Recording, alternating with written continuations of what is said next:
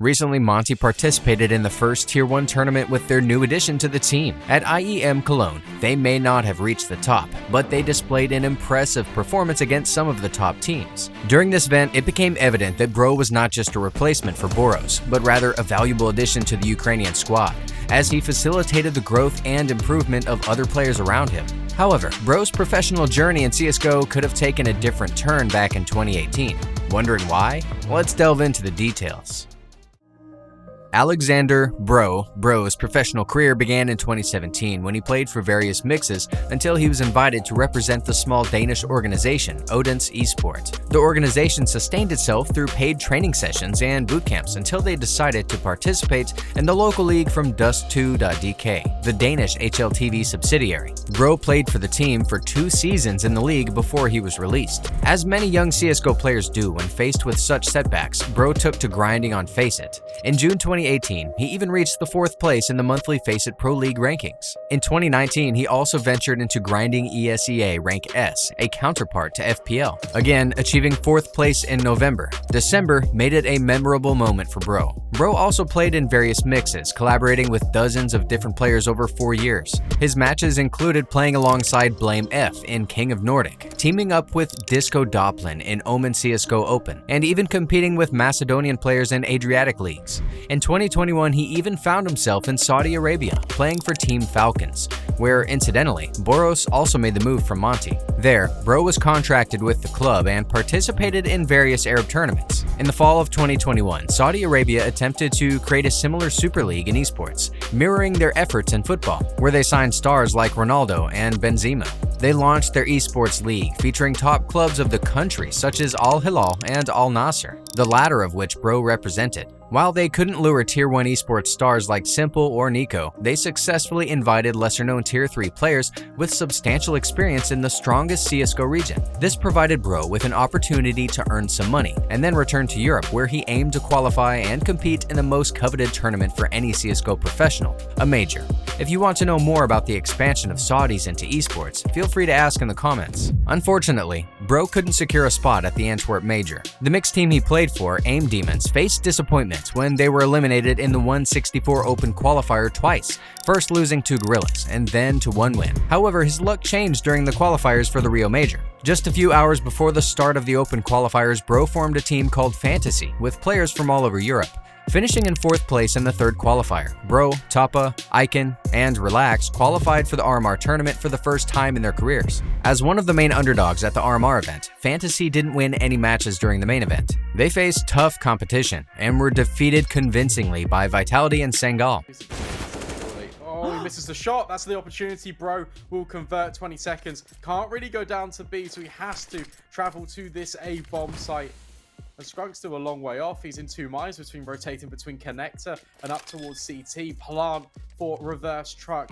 Now br0 can really take this anywhere. His after plant gets a little bit close. No utility for br0, but Scrunk, meanwhile, he's got an incendiary, there's a smoke, and also he has a defuse kit, so you can let the timer expire that a little bit further. br0, how's your nerve? Spots out Scrunk more towards this position. Scrunk with the fake and not bullets. Well, they're not quite connecting, but the fact that br0 can stay alive. Putting up a fight only in the elimination match against Illuminar, where they lost 1-2 with overtimes on the 2nd map.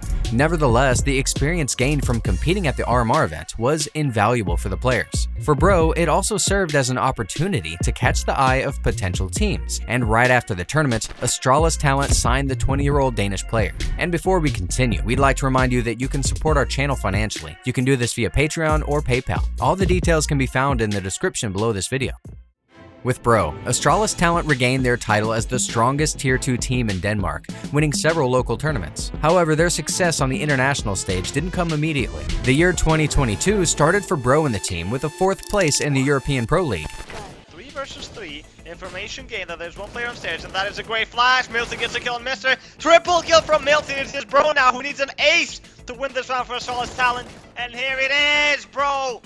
The ace. After that, they faced 2 disappointing qualifications for IEM Rio and ESL Challenger Melbourne. However, they secured a significant achievement by winning the CCT North Europe 4 tournament, defeating the future major finalist Gamer Legion in the grand final. The Astralis Talent Academy further solidified their performance with a 2nd place in the European Pro League and a 3rd place in the CCT Central Europe. While Monte participated in the major, br0 continued playing in Tier 3 tournaments, mostly without much success. When Monte started searching for a replacement for br0, no one expected that br0 would join the team's roster. Expected newcomers were others. Luxembourgian player with Ukrainian roots Merix from OG Academy or Macedonian player Kakanito. They were standing in for SDY while he took a break for the new season. There were even rumors about another player from Astralis Talent, Fesser, potentially joining Monte. Fesser had previously played for Monte in 2022. However, Monte's final choice fell on br0, despite his not-so-impressive statistics as the Astralis Academy member. Nonetheless, Monte has a history of showcasing their ability to develop lesser-known players. So why could br0 have ended his career as a player back in 2018? In October of that year, he received a permanent ban on FACEIT due to a VAC detection on his account. As br0 himself explained, 3.5 years before that, he allowed a friend from school to use his account, who unfortunately resorted to using cheats. br0 showed respect for FACEIT and expressed his willingness to provide all necessary evidence to have the ban removed. From our perspective now, it is evident that br0 was able to prove his innocence. br0's first ever Tier 1 LAN tournament experience became with Monte at IEM Cologne.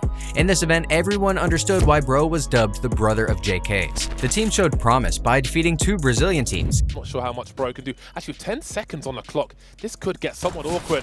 Oh, he's rung the bell and has been finished off. He's got a 1v1. While the bomb's planted, and now he's down to the 1v1. I can't believe it. It's actually happened. We said it could be dangerous, but we weren't expecting that.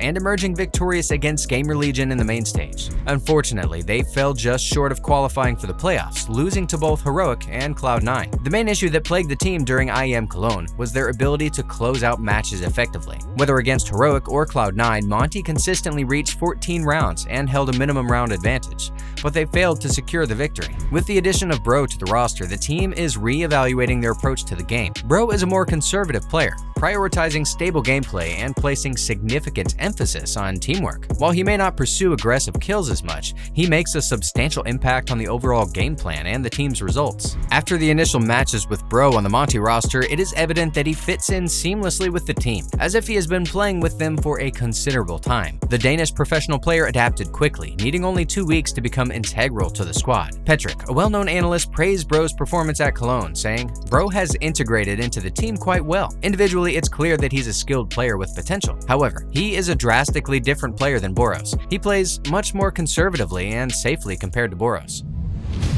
That's all for now. What are your thoughts on the newcomer of Monte? Can he fill the spot of br0's effectively? Share your opinions in the comments. Don't forget to like, subscribe, and ring the bell. It will help us in our growth. Good game.